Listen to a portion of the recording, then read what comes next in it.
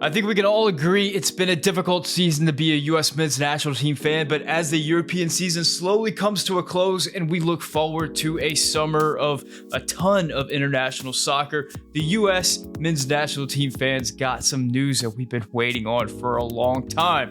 Folarin Balogun, legitimately one of the better young striker prospects in all of world soccer, has committed to play his international soccer for the U.S. men's national team moving forward. This solidifies what may be the weakest position group in all of the U.S. men's national team. It gives us a striker who at 21 years old seems to have the world at his fingertips and a big career ahead of him, but not just a prospect, a player that right now, right in this moment, can step on the field for the U.S. men's national team and solidify a position group that's been a weakness since prime Josie Altidore, which is, it's been damn near a decade since the U.S. men's national team has really been comfortable with the striker that we've been able to put out on the field. It is truly a new era for the U.S. men's national team. Today, we are going to talk about Folarin Balogun, the player that he is, what his impact will be immediately on the U.S. men's national team,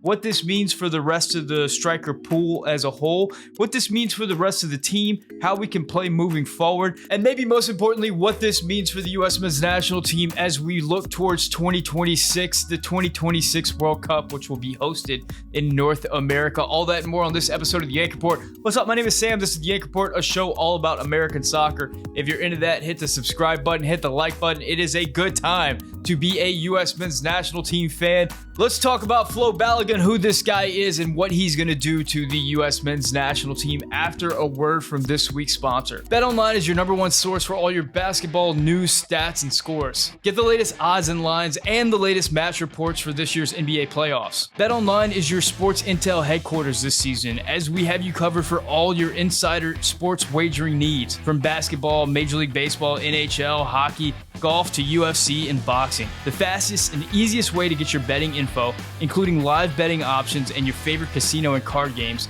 available to play right now from your home. Get into the action today, so head over to our website and use your mobile device to join, and be sure to use our promo code BELIEVE to receive your 50% bonus on your first deposit. Bet online, where the game starts. Folarin Balogun is a 21-year-old striker from London, England, who came up in the Arsenal Academy. He is still an Arsenal player, although he is on loan to Reims. Flo had a number of different countries that he could have represented internationally because of his multi-nationality heritage. The leading candidate was thought to be England. It seemed like he was a part of the England U21 squad and really wanted to be a part of the England senior team, but just was not getting those opportunities. England has a long history of not selecting players who are not actively playing in the Premier League. We've seen that again and again, and I think Flo saw the writing on the wall there and just decided to join up with the U.S. men's national team, which is good news for all of us. Flo has had a breakout season this year in Ligue 1 for Reims. He has 19 goals on the season, which makes him the fifth leading goal scorer in the league. He's behind players like Kylian Mbappe and Canada's Jonathan David, but he scored enough goals to make himself a player that many clubs around the world are looking at as a potential option at striker. He's even had the brass at Arsenal kind of take stock and try to decide what is going to become of his future. He's one of those players that is sort of that tweener where Arsenal is trying to decide, is he good enough for the Arsenal first team, or do we want to send him out on loan again? Do we want to sell him outright? What do we want to do with this player? He's that kind of prospect in this moment. So what is Folarin Balogun going to do for the U.S. men's national team? Well, I think the first impact that he's going to make is his ability to create goal-scoring chances for the U.S. men's national team. I think that was a massive struggle for the U.S. throughout World Cup qualifying, during the World Cup, and beyond. It felt like every time that the U.S. scored a goal, it was like pulling teeth, man. Things had to just fall into place. Every pass had to be made perfectly. We had to have these well-orchestrated movements. We had to have these great crosses on goal, whatever. What we rarely saw from the U.S. men's national team was a striker just making a play, just scoring a goal kind of on their own against the run of play. I mean, that's something that we saw often when Clint Dempsey was at the helm for the U.S. men's national team, when goal scorers like Landon Donovan were around. Shoot, even whenever you watch soccer just on the weekends, I mean, how often does a goal just kind of happen? Does things just kind of fall into place where it almost feels like the sport is easy?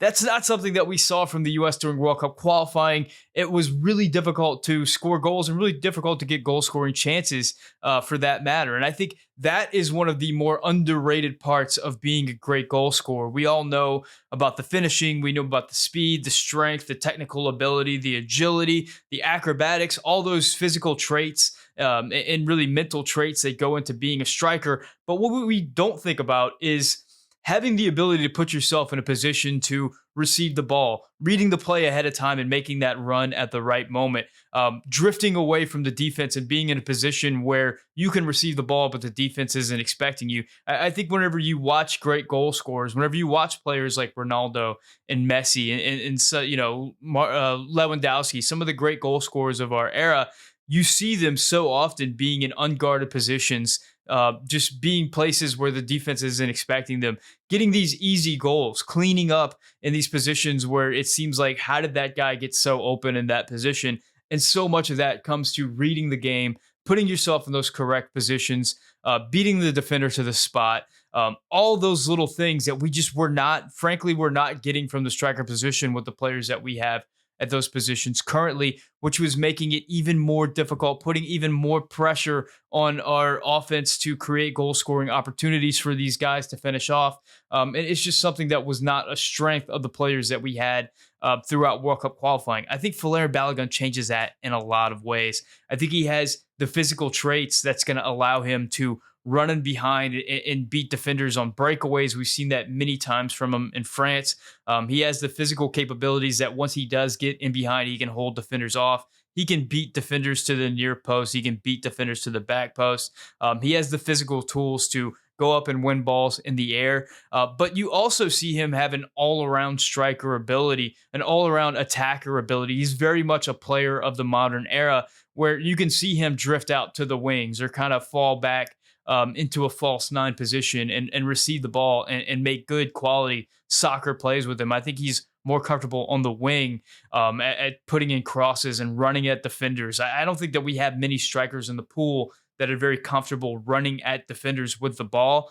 Folarin Balogun can do that in a big way. So you've got a massive offensive asset that's coming into the squad. Whenever you look at the goals that he's scoring in France right now this season, you see him arriving in the box.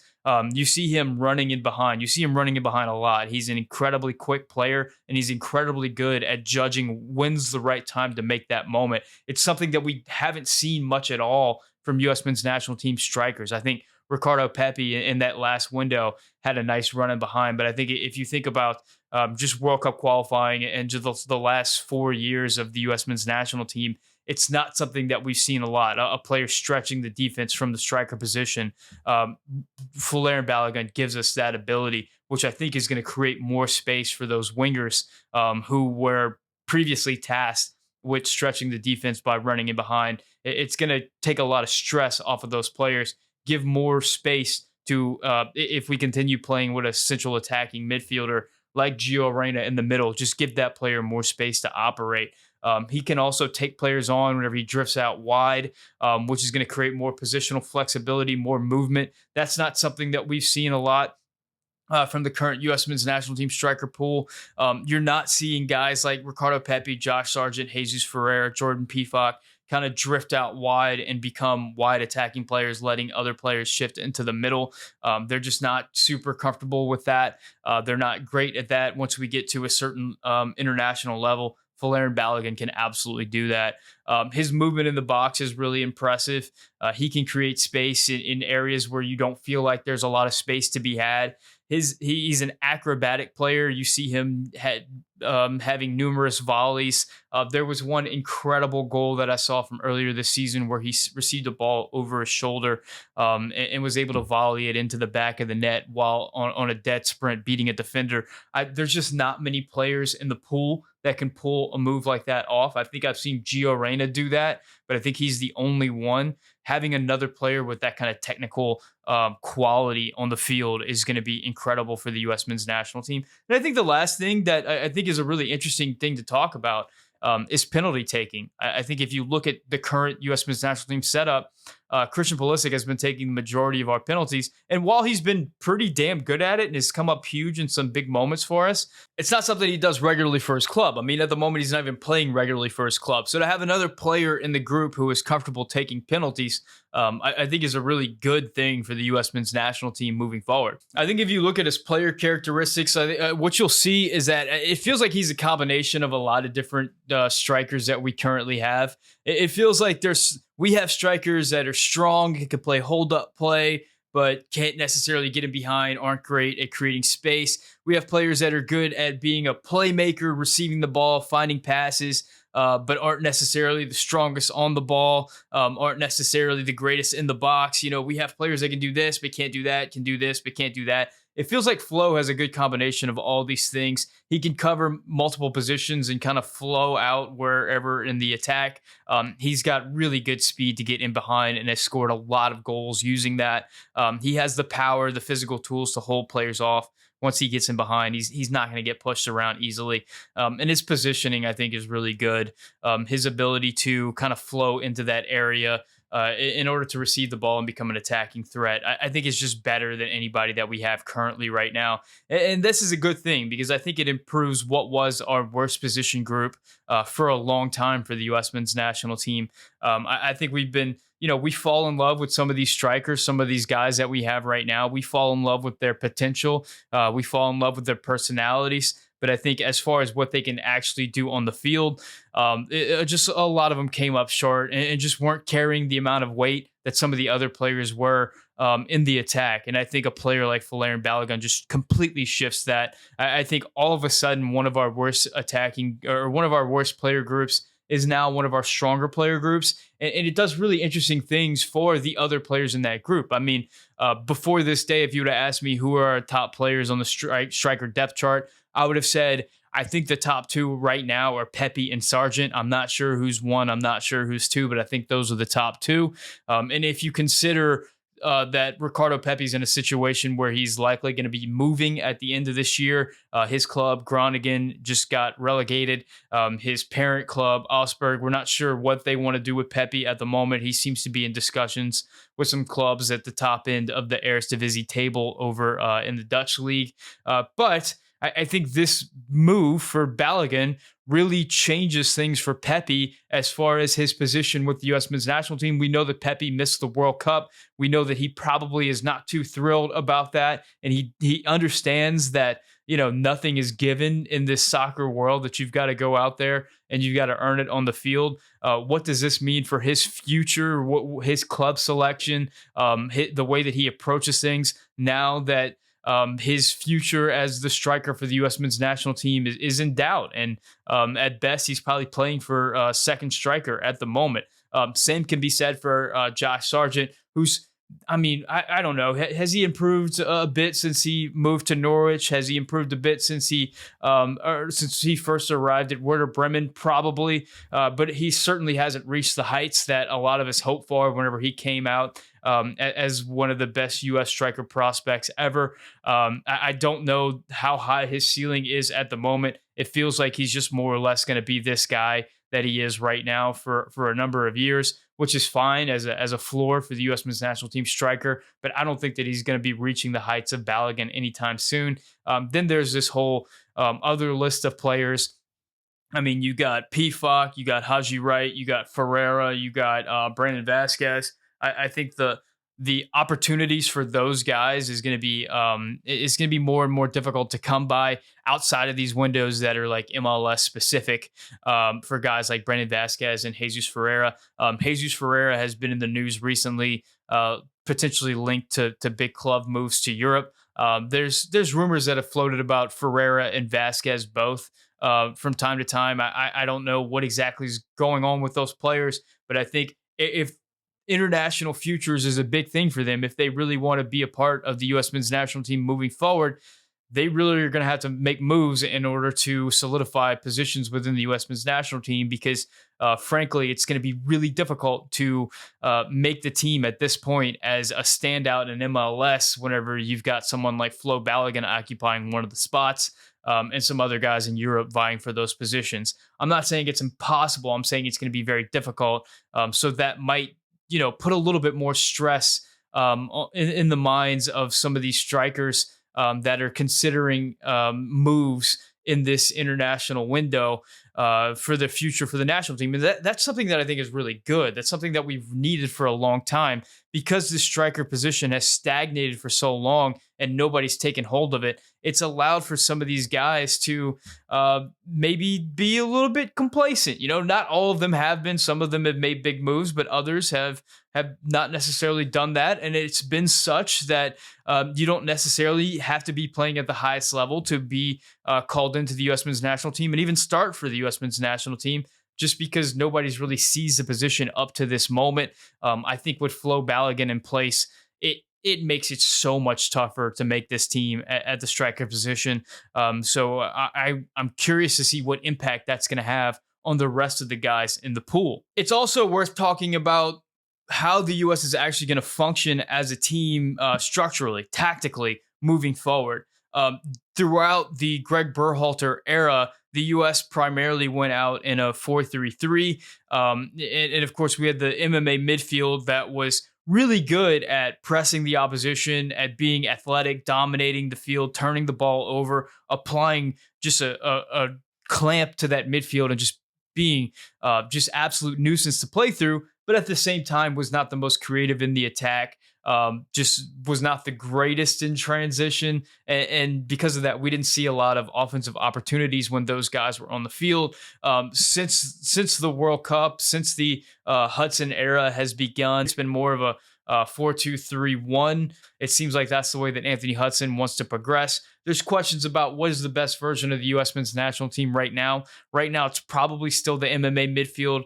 But I think what has happened with the emergence or with the arrival of Folarin Balogun is that the U.S. can play more defensive. We can play with that MMA midfield. We can play without that attacking midfielder and probably get a lot more chances and be a lot more dynamic in the attack with Folarin Balogun on the field relative to some of our other striker options that we had throughout World Cup qualifying. His ability with the ball, his ability to stretch defenses, his ability to create attacks largely on his own is just going to change the way that the U.S. is going to be able to approach things. And it's going to make it more flexible as far as how we deploy our midfield, how many attackers that we actually have versus how many midfielders that we actually have. Do we actually need Gio Reyna in that 10 spot to create offense? Or can we play another midfielder, be a little bit more stable in the defense and allow Folarin Balogun to subsidize the attack with his ability? I don't know the answer to that question, but I think it just gives options to the U.S. men's national team that we might not necessarily have had without Folarin Balogun on the squad. Now, I think the final piece to this puzzle is that now that Balogun has committed to the U.S. men's national team, what does this mean for the U.S. men's national team heading into World Cup 2026? Does it change our goals? Does it make us better? Well, I think the U.S. certainly is going to be better with Balogun on the field as opposed to some of our other options at the striker position. But as far as our goals, I think our goal has always been to become a quarterfinal team, to become one of the top 8 teams in the world. But I don't think that the inclusion of Balogun changes that in any way. I think we were a round of 16 team before Balogun, and we're still a round of 16 team with Balogun. I think if you look at the rosters of those top 8 teams in the world that usually make the quarterfinals, aside from the teams that kind of go on a run and get kind of lucky and get the results to go their way, I think that the teams that have round of or quarterfinal round talent are just flat out better across the board than us. Even with a talent like Balogun, we're still going to need help at center back. We're going to need players to emerge at that position. We need Chris Richards to grow into the player that we want him to be. We need a second option to emerge. I think left back is going to be an interesting position group moving forward. Anthony Robinson is very good at playing the transitional game, but how good is he at the possession game? Is there another option that can emerge in that position? What's going to happen with Serginho Dest moving forward?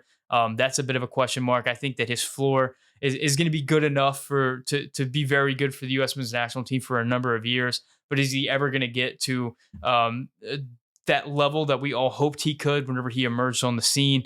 And then across the board, the depth. And it's not just the depth. It's not just the floor. It's the ceiling as well. The ceiling needs to be raised. The floor needs to be raised as well if the U.S. can actually consider themselves like favorites for a quarterfinal run.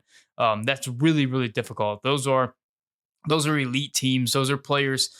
Those are teams with players that play for elite clubs in the world, but not just that, are important for elite clubs in the world. They have genuine world-class players, genuine superstars, and then they're buoyed with a roster full of players playing at either elite clubs or top clubs or just top 5 clubs in general. We don't have that type of roster makeup right now. We have a lot of young players who had enormous amounts of potential, but have kind of come off a year where they've largely stagnated. And then our roster is buoyed by guys who play in, various clubs at various importance for various quality of leagues across the world. It's just not good enough to be on that level. We have a long way to go. We need 11 more Folarin Baloguns if we really want to consider ourselves to be at that level. However, let's not worry about that right now. Today is about celebrating. Today is about solidifying a position that has been a question mark for a number of years, and about the excitement of things to come. We don't know how good flow is going to be for the U.S. men's national team, but at the moment, it feels like a huge, huge win in an otherwise really dismal season of Yanks abroad for the U.S. men's national team players. I'm really excited to see what this guy can do. Let me know your thoughts on Folarin Balogun. How do you think he fits in the U.S. men's national team? Who do you think is our top 2 strikers right now? But Balogun plus, who do you think the other guy is? Is it Sargent? Is it Pepe? Is it somebody else? Let me know. What do you think this does to the rest of the player pool? How do you think this affects the way that the U.S. is going to be able to play moving forward? And what do you think it does for our prospects in 2026? Let me know in the comments section. Guys, thank you so much for watching. I know it's been a little while since I made a video. We got a lot of content coming in the summer with the Nations League and the U20 World Cup and just Gold Cup, all the soccer that's going to be going down. So I'm excited to be able to make a lot more videos surrounding that content. Thank you guys so much for reaching out with the messages and everything. Thank you for commenting. Thank you for liking. Thank you for subscribing. If you want the Yank Report podcast, you can find it anywhere podcasts are found. Thank you to my Tier 2 members, Manuel Oliveras, Matthew Doyle, Matthew Hanna, Michael Baker, Dan McVeigh, Mike Irish, Aaron M, Expats Everywhere, and Aaron Silva. Guys, thank you so much for watching. My name is Sam, and this is the Yank Report brought to you by Bet Online.